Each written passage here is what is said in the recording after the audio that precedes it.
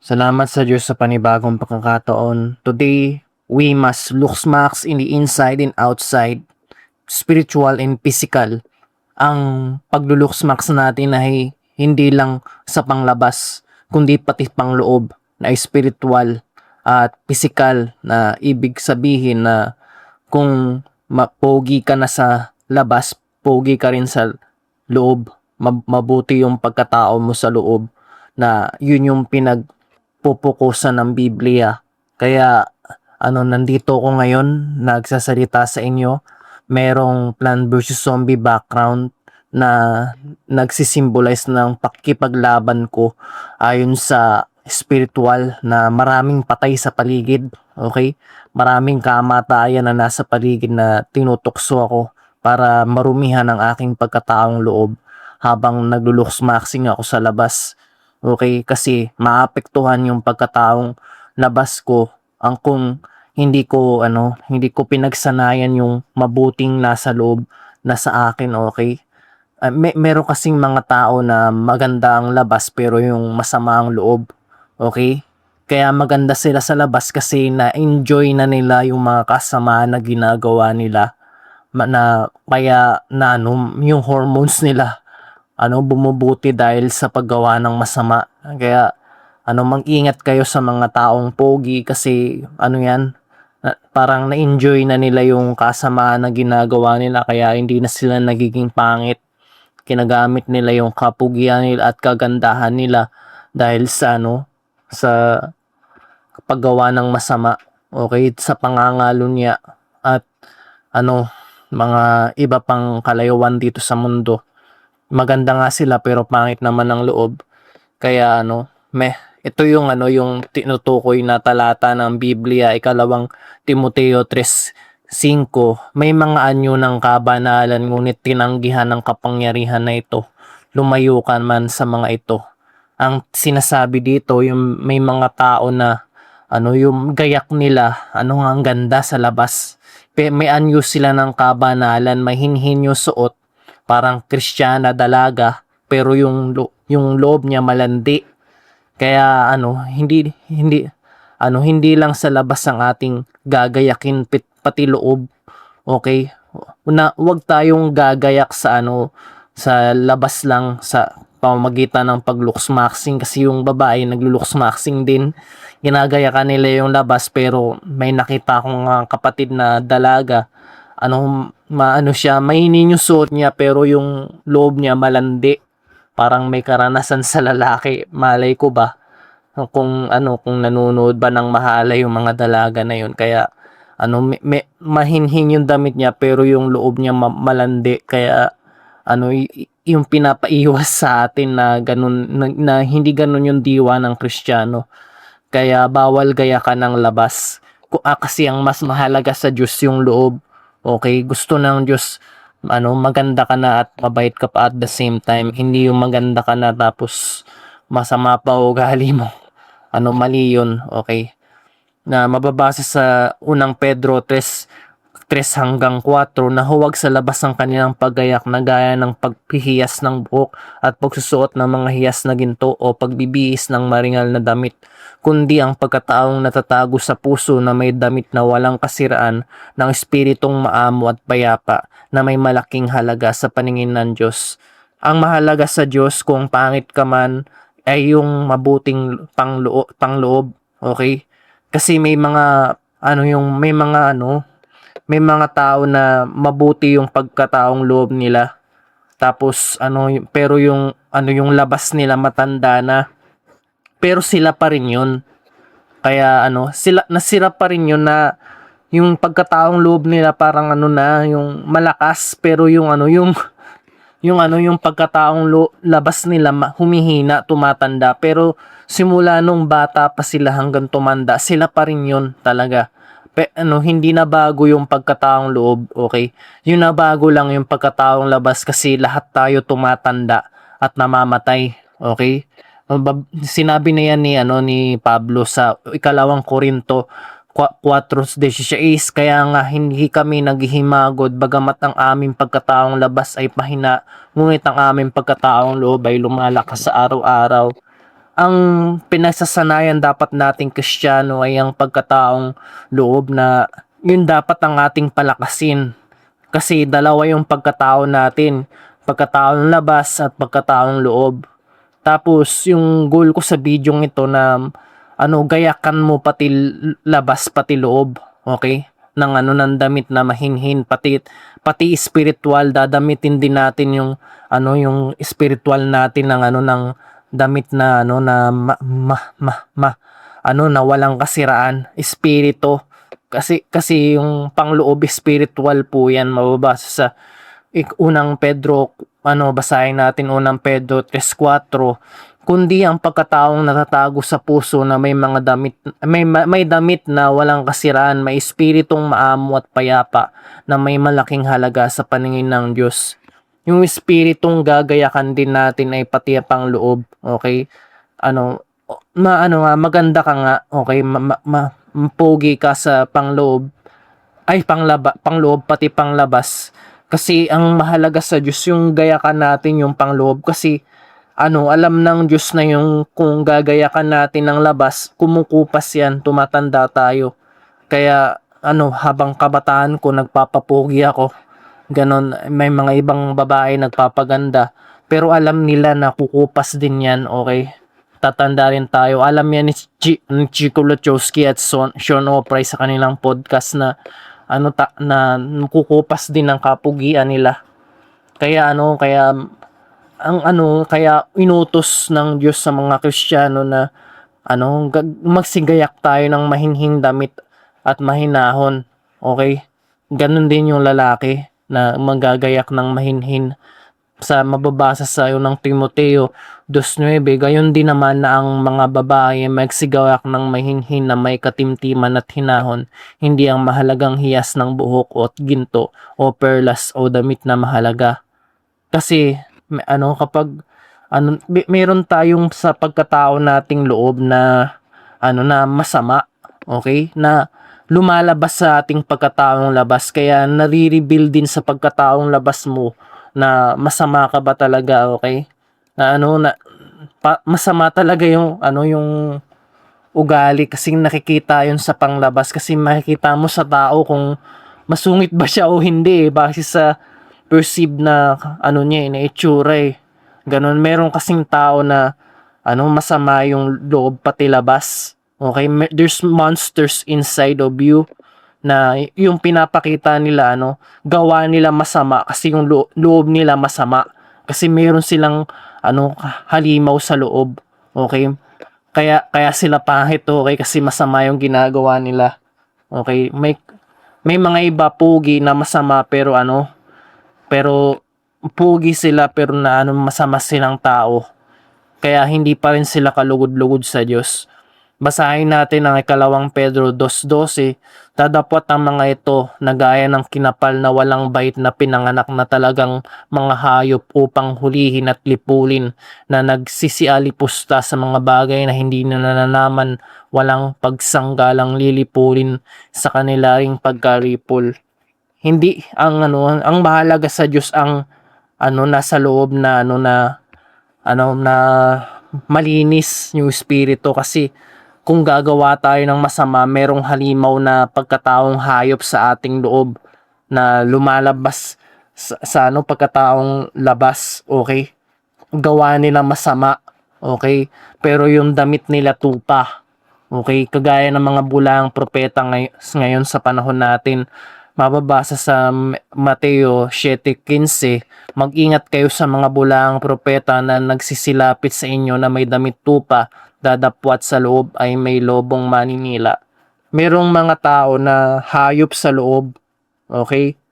Kaya kaya binibigyan tayo ng Diyos ng pagkakataon na na malinis ang ating pagkataong loob para hindi tayo maging hayop. Kaya ang Diyos nagbabautismo sa tubig para malinis ang ating pagkataong loob. Okay? Kaya kaya meron kasing yung inaano ng Diyos binabago sa atin ay ang pagkataong loob, yung espiritu, 'di ba? kasi may mga tao na ano na matuwid sila simula po ng pinanganak.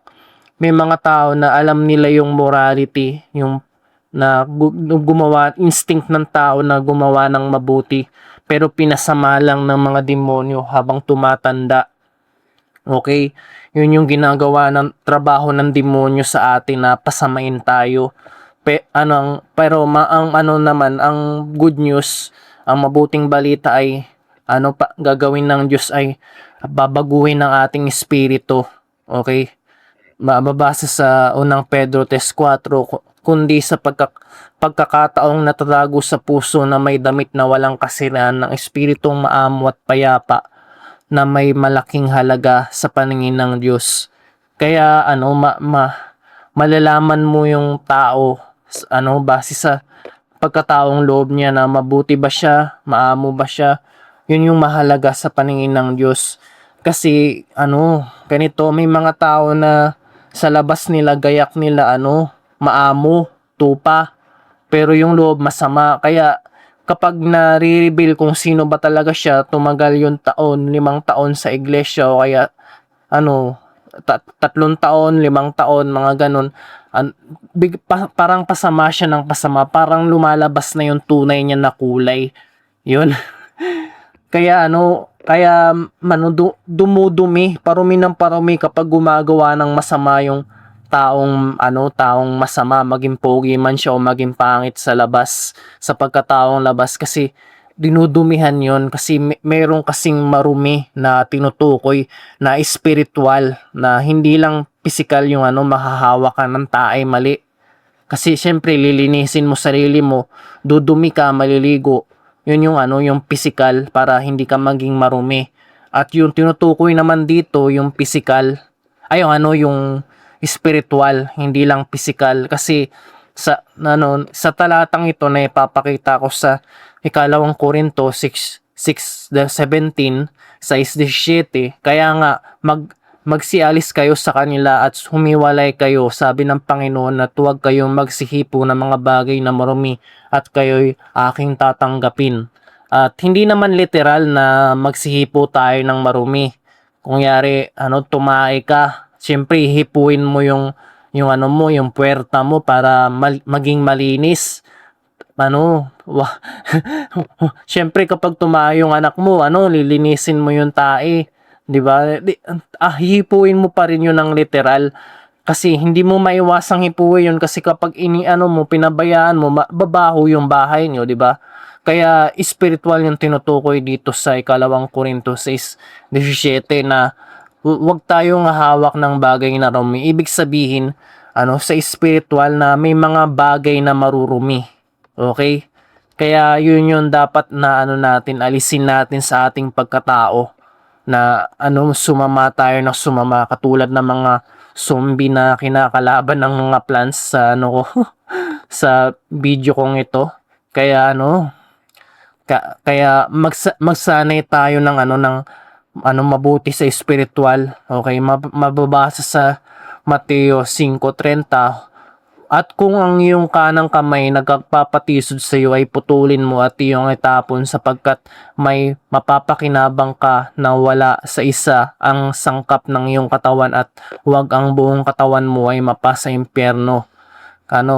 Tsaka Mateo 5:19, at kung ang iyong kanang mata ay nakapagpapatisod sa iyo ay dukitin mo at iyong itapon, sapagkat may mapapakinabangan ka pa ng wala ang isa sa inyong sangkap ng iyong katawan at huwag ang buong katawan mo ay mabulid sa impyerno. Ibig sabihin ng talatang ito, hindi mo naman literal na puputulin yung kamay mo tsaka yung dudukitin yung mata mo tuwing nagkakasala ka. Kung yari yung mata mo nagkakasala ng pangangalo niya, di dudukitin mo yung mata mo, bulag ka na, hindi ka na makakita ng mahalay. Pero kung ginawa mo yun literal, paano ka na makakabasa ng Biblia?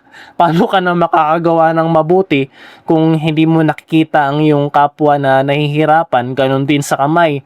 Kung puputulin mo ng literal yung kamay mo, base sa talatang ito sa Mateo 5:30, hindi ka na makakahawak ng Biblia. Hindi mo na kung puputulin mo yung kamay mo, 'di ba? Kaya hindi literal na puputulin mo yung kamay mo at dudukutin mo yung mata mo. May spiritual na ibig sabihin nito. Ibig sabihin may sangkap tayo ng katawan na spiritual na hindi dapat nating igawa ng masama. Kaya putulin natin yun mga spiritual na kamay, spiritual na mata para hindi ka makagawa ng masama. Okay? Mababasa sa Hepeso 4:28, ang magnanakaw ay wag nang magnakaw ka, bungkus magpagal. Igawa ang kanyang mga kamay ng buting bagay upang siya'y may maibagay sa nangangailangan. Kaya kung puputulin mo yung kamay mo, paano mo na magagawa yung ng mabuti, 'di ba? Kung physical yung pag-uusapan, ibig sabihin, papatayin natin yung sangkap ng katawan natin na na spiritual, yung kamay mo na imbis na gawin mo ng masama yung kamay mo na magnakaw ka, iiwasan mo yun, ay igagawa mo yun ng mabuti yung kamay mo para igagawa mo sa trabaho para may maibigay ka sa kapwa at nangangailangan, at magamitin mo yung kamay mo sa mabuti kung may charity event man sa MCGI Cares. Kaya patayin natin yung sangkap ng ating katawan na nagpapagawa ng masama. Mababasa sa Colossus 3:5, patayin nga ninyo ang iyong mga sangkap ng katawang nasa ibabaw ng lupa, pakikiapid, karumihan, masamang pita, masamang nasa at kasakiman na iyay pagsamba sa Diyos-Diyosan. Kaya yung mga sangkap natin na katawan, patayin natin. Kung mata mo ay nangangalunya, hindi yung literal na dudukitin mo yung mata mo, kundi iiwas ka sa gawang masama. Okay? Yung spiritual na mata mo. Kaya lahat ng karumihan ng ginagawa ng physical at spiritual, may karumihan din sa physical at spiritual. Kaya ka pumapangit dahil sa kasalanan mo sa spiritual. Kaya kasi yung spirito, mayroong dalawang spirito, spiritong marumi na masama at spiritong malinis na sinasanay mo, nililinis mo. Okay? Meron kasing sa loob natin na dapat nating gayakan, na tayong mga Kristiyano na iiwas tayo sa masama. Mababasa sa unang Pedro 3:4, kundi ang pagkataong natatago sa puso na may damit na walang kasiraan, ang espiritong maamo at payapa na may malaking halaga sa paningin ng Diyos. Ang gagayakan natin ay ang pagkataong loob, ang espiritu. Idadamit natin doon yung espiritong espiritu na damit na walang kasiraan, yung ama-amo at payapa, yung idamit natin sa puso natin na yung espiritu, kasi si Kristo ay nagtuturo ng mga bagay na espiritual, hindi lang sa ating katawan na physical kundi espiritual. Mababasa sa Juan 6, unang Juan 6, 63, ang espiritu nga ay bumubuhay, sa laman ay walang anumang pakinabang. Ang mga salitang sinalita ko sa inyo ay pawang espiritu at pawang buhay. Kaya espiritu yung tinutukoy ni Kristo na dapat nating pagpukusan. O pwede ka nga mag-alaga ng iyong katawan, dapat malinis ka sa katawan, kasi may mga katawan din na spiritual. Okay? Madudumihan din yung katawan mo base sa spiritual. Okay? May tao malinis physical pero yung spiritual marumi. Diba? Nag-looks maxing ka nga katulad ni clavicular pero yung puso niya marumi. Okay, masaya siya sa paggawa ng masama. Hindi katulad nating mga Kristiyano na nakukonsensya tayo kapag gumawa tayo ng masama. Kasi yung espiritu ginagayakan yan. Kaya kailangan natin ng espiritu, kailangan natin si Kristo para igayak natin sa ating espiritu para maging malinis tayo sa lahat ng kasamaan. Mababasa sa Galatia 3:27, sapagkat ang lahat ng nasa inyo ay nabautismuhan kay Kristo at ay ibinihis si Kristo. Ang ibibihis natin ay ang aral ni Kristo. Okay, paano natin matatanggap si Kristo ay sumampalataya ka sa pamamagitan ng kanyang aral. Kaya inutos ni Kristo na huwag kang magnanakaw, huwag kang mangangalunya at mga iba pang utos na sa kanya ng pati pag-ibig, utos ni Kristo na umibig tayo. Kaya para hindi tayo ang pag-ibig kasi para yun yung maabot natin yung kasakdalang hinihingi ng Diyos. Kung iniibig mo na ang iyong kapatid, okay? Kaya maglinis tayo ng karumihan ng laman ng Espiritu at pasakdilin natin ng kabanalan na may takot sa Diyos.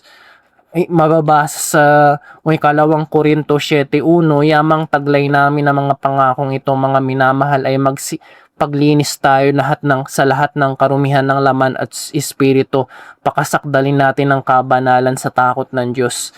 Ang lilinisin natin ay karumihan ng laman at karumihan ng espiritu, kasi may mga ginagawa ang ating laman pero ayaw ng ating espiritu. Kung yan, gusto mong mangalunya, manood ng mahalay, ayaw yun ng espiritu mo pero gusto ng laman mo. Kaya dapat yung espiritu na nasa loob natin, yun yung ipipigil natin sa ating laman para yung laman natin wag magkasala. Kasi kung gumagawa tayo ng kasalanan, marurumihan yung laman natin pati spiritual. Okay? Kasi pasama tayo ng pasama, mga kapatid, kung nakikiapid tayo, nanonood tayo ng mahalay. Hindi natin alam na espiritu palang nagpaparumi doon sa ating espiritu, kasi once na yung babae nagkaroon ng experience sa lalaki, neither nanonood siya ng mahalay o kaya may asawa na, nadudumihan ng kanyang espiritu, kaya hindi na siya kalugod-lugod sa Diyos. Kaya mga kapatid, ito nga yung kinakatakutan ko kaya ako nagsasanay ng kabanalan para maging malinis ako. Ayokong manood ng mahalay, ayokong marumihan yung yung espiritu pati laman. Kasi rurumi pati laman eh. 'Di ba? Kaya yung mga tao dahil sa pakikiapid, narurumihan pati laman, nagkakasakit sila sa laman ng AIDS, HIV, dahil sa masyado malandi, ganun din yung lalaki, hindi lang babae. Kaya maglinis tayo ng lahat ng karumihan, laman at espiritu. Ubasahin ko ulit yung Ikalawang Korinto 7:1, yamang taglay natin ng mga pangakong ito, mga minamahal, ay magsipaglinis tayo ng karumihan ng laman at ng espiritu, pasakdanil sa kabanalan sa takot sa Diyos. Okay, matakot tayo sa Diyos, okay? Huwag nating rurumihan ng ating espiritu para kasi narurumihan din yun ng ating katawan, 'di ba? Kaya nagbabanal ako, mga kapatid. Kaya ito pa yung talata na nagsasabi na kailangan maging malinis tayo sa espiritu. Mababasa sa unang Korinto 7:33 hanggang 34. Ngunit ang mga may asawa ay nagsusumakip sa mga bagay ng sanlibutan, kung paanong makalulugod sa kanyang asawa at nagkakabahagi ang kaisipan. Ngayon din naman ang babaeng walang asawa at dalaga ay nagsusumakip sa mga bagay ng Panginoon upang siya ay maging banal sa katawan at espiritu. Ngunit ang babaeng may asawa ay nagsusumakip sa mga bagay ng sanlibutan, kung paanong makakalugod sa kanyang asawa. Kaya kapag yung babae nagkaroon na ng asawa, nagdudumihan yung espiritu niya. Pero kapag kayo lang dalawa na mag-asawa, hindi kayo nagkakasala ng pangangalo niya nun. Kasi kapag may karanasan na yung babae o kaya yung lalaki, pati lahat ng babae, pag nanasaan mo, kung lalaki ka, ganun din yung dalaga. Lahat na ng lalaki, pag nanasaan mo, kapag marumi na yung espiritu.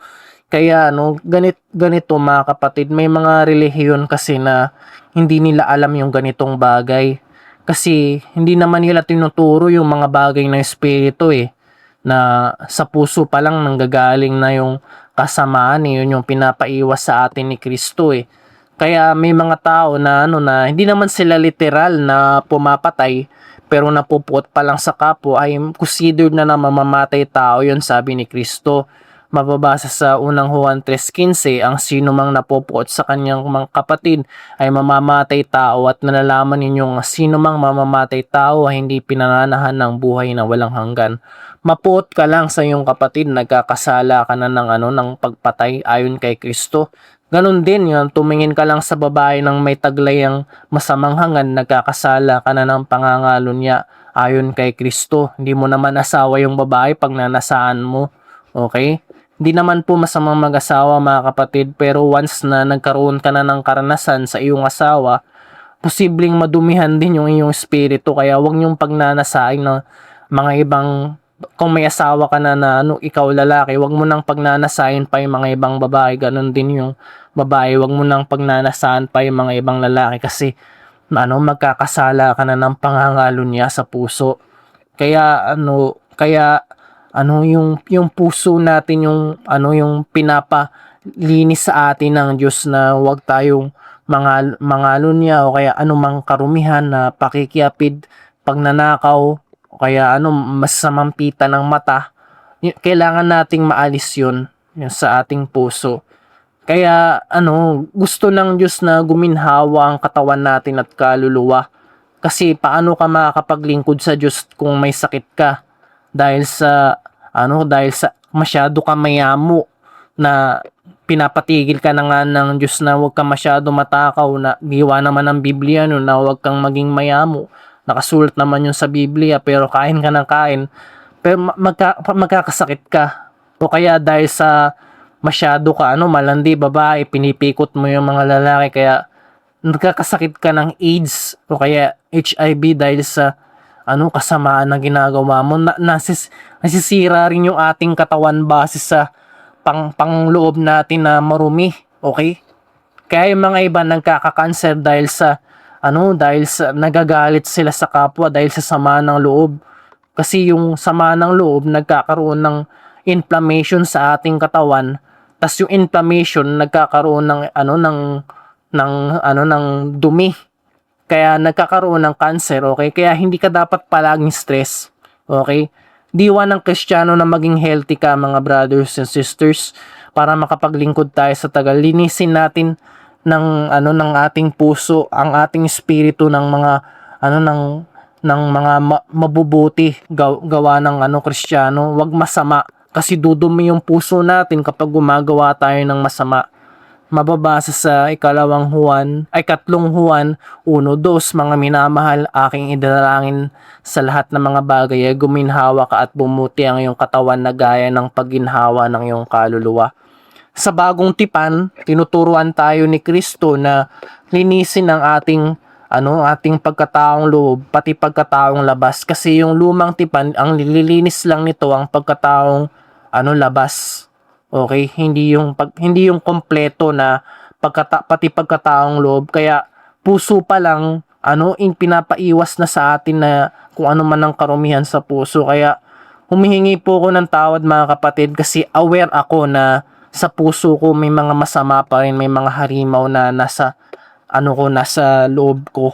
May mga patay pa rin, mga zombie na kinakalaban ng mga plants ngayon. Kaya nilalabanan ko 'yon, yung mga halimaw na nasa loob ko. Bilang halimbawa sa inyo na kinakalaban ko yung mga Plant vs Zombies. Kaya ganito kaya ang pagsasanay kasi ng kabanalan, umaabot ng taon 'yan, mga kapatid. Kaya bigyan lang po ko ng pagkakataon na magsanay ng mabuting budhi sa kapwa, para hindi na ako makaisip ng masama. Lahat ng naiisip kong masama, papalitan ko ng mabuti. Kung yari nakakita ako ng kapatid na na pangit, ganun, sasabihin ko bang pangit para malait? Hindi. Bunga lang yun ng kahinaan ng laman, pati mga bulong ng mga demonyo.